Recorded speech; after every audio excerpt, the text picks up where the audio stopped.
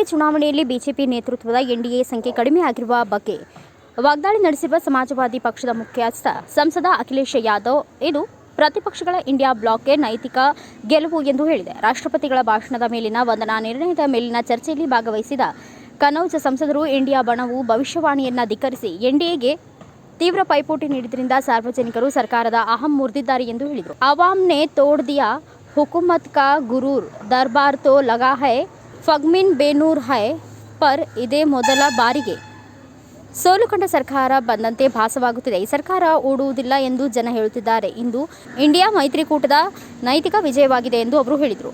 NEET UG ಪರೀಕ್ಷೆ ವಿಷಯದಲ್ಲಿ ಕೇಂದ್ರದ ವಾಗ್ದಾಳಿ ನಡೆಸಿದ ಅಖಿಲೇಶ್ ಯಾದವ್ ಯುವಕರಿಗೆ ಉದ್ಯೋಗವನ್ನು ನಿರಾಕರಿಸಲು ಸರ್ಕಾರವು ಇಂತಹ ಪೇಪರ್ ಸೋರಿಕೆಯನ್ನ ಮಾಡುತ್ತಿದೆ ಎಂದು ಆರೋಪಿಸಿದರು. ಏಕೆ ಪೇಪರ್ ಸೋರಿಕೆ ಆಗುತ್ತಿದೆ? ಯುವಕರಿಗೆ ಉದ್ಯೋಗ ನೀಡಬಾರದು ಎಂಬ ಕಾರಣಕ್ಕೆ ಸರ್ಕಾರ ಈ ರೀತಿ ಮಾಡುತ್ತಿದೆ ಎಂಬುದು ಸತ್ಯ. ಯುವಕರಿಗೆ ಉದ್ಯೋಗ ನೀಡಿಲ್ಲ, ಬದಲಾಗಿ ಸರ್ಕಾರದಿಂದ ಉದ್ಯೋಗ ಕಿತ್ತುಕೊಂಡಿದೆ. ಮೀಸಲಾತಿ ನೀಡುವ ಹೆಸರಲ್ಲಿ ಸರ್ಕಾರಿ ಉದ್ಯೋಗಗಳನ್ನು ನೀಡುತ್ತಿಲ್ಲ ಎಂದು ಅಖಿಲೇಶ್ ವಾಗ್ದಾಳಿ ನಡೆಸಿದರು. ಪದವಿ ಪೂರ್ವ ವೈದ್ಯಕೀಯ ಕೋರ್ಸ್ಗಳಿಗೆ ನಡೆದ ನೀಟ್ ಯುಜಿ 2024ರ ಪರೀಕ್ಷೆಯು ಪ್ರಶ್ನೆ ಪತ್ರಿಕೆ ಸೋರಿಕೆ ಆರೋಪದ ಮೇಲೆ ಗದ್ದಲವನ್ನು ಹುಟ್ಟುಹಾಕಿದೆ. ಇದು ವ್ಯಾಪಕ ಪ್ರತಿಭಟನೆಗೆ ಕಾರಣವಾಗಿದೆ. ಕೆಲವು ದಿನಗಳ ನಂತರ ಯುಜಿಸಿ ನೆಟ್ ಪರೀಕ್ಷೆಯನ್ನು ಸಹ ರದ್ದುಗೊಳಿಸಲಾಯಿತು.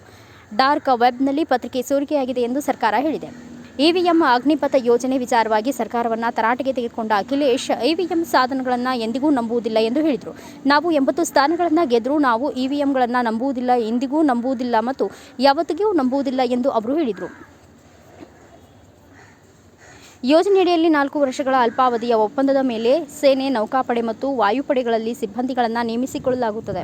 ನಾವು ಜಾತಿ ಗಣತಿಯ ಪರವಾಗಿದ್ದೇವೆ. ಅಗ್ನಿವೀರ ಯೋಜನೆಯನ್ನು ನಾವು ಎಂದಿಗೂ ಒಪ್ಪಲು ಸಾಧ್ಯವಿಲ್ಲ. ಇಂಡಿಯಾ ಮೈತ್ರಿಕೂಟ ಅಧಿಕಾರಕ್ಕೆ ಬಂದಾಗ ಅಗ್ನಿವೀರ ಯೋಜನೆಯನ್ನು ರದ್ದುಗೊಳಿಸಲಾಗುವುದು. ಬೆಳೆಗಳಿಗೆ ಎಸ್ಪಿಎ ಕಾನೂನು ಖಾತ್ರಿಯನ್ನು ಜಾರಿಗೊಳಿಸಿಲ್ಲ. ತೋಟಗಾರಿಕೆ ಬೆಳೆಗಳಿಗೆ ಎಂಎಸ್ಪಿಯನ್ನು ನೀಡಬೇಕು ಎಂದು ಹೇಳಿದರು.